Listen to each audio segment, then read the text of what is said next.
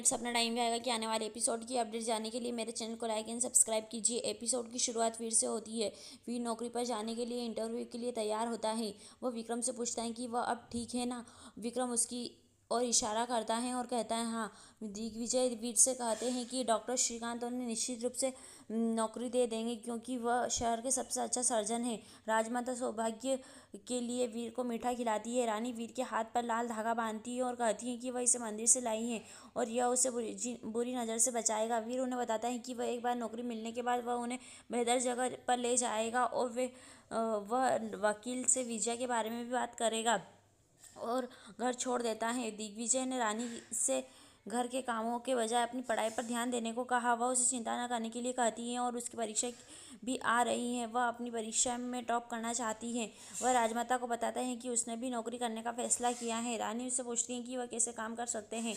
वह उससे कहता है कि स्थिति की मांग है, इसलिए वह काम करने की कोई समस्या नहीं है। कुछ समय बाद रानी भगवान से उसे रास्ता दिखाने के लिए कहती है क्योंकि वीर नहीं चाहता कि वह विजय और सूरज के पास जाए, लेकिन उन्हें उनसे सब कुछ लेने के लिए उनके पास जाना होगा।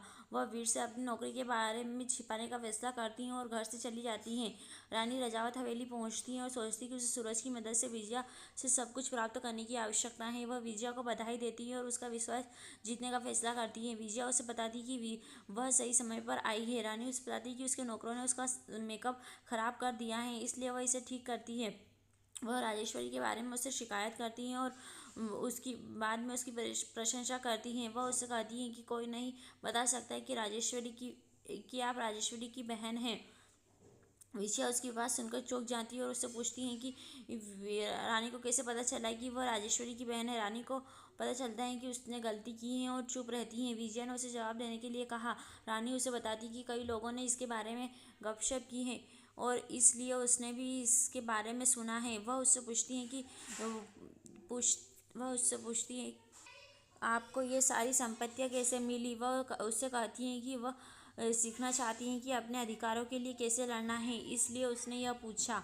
विजय उसे सलाह देती है कि वह किसी को माफ़ न करे और कुछ भी न भूले और किसी पर भी आँख मूंद कर भरोसा न करे।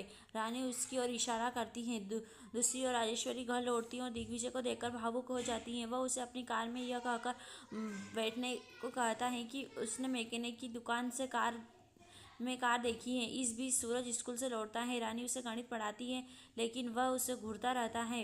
वह उसे पढ़ाई पर ध्यान देने के लिए कहती है। दिग्विजय राजेश्वरी से कहते हैं कि नंदनी फ़ोन नहीं उठा रही है। वह चिंतित हो जाती है। वह उससे कहता है कि उन्हें पता होना चाहिए कि नंदनी जय के साथ खुश है भी या नहीं। रानी वीर से बात करने का फैसला करती हैं। विजय किसी से बात करती हैं कि उस व्यक्ति को उससे कहती है कि वीर को नौकरी नहीं मिलनी चाहिए, चाहे कुछ भी हो जाए। रानी विजय की बात सुन लेती हैं। यही एपिसोड समाप्त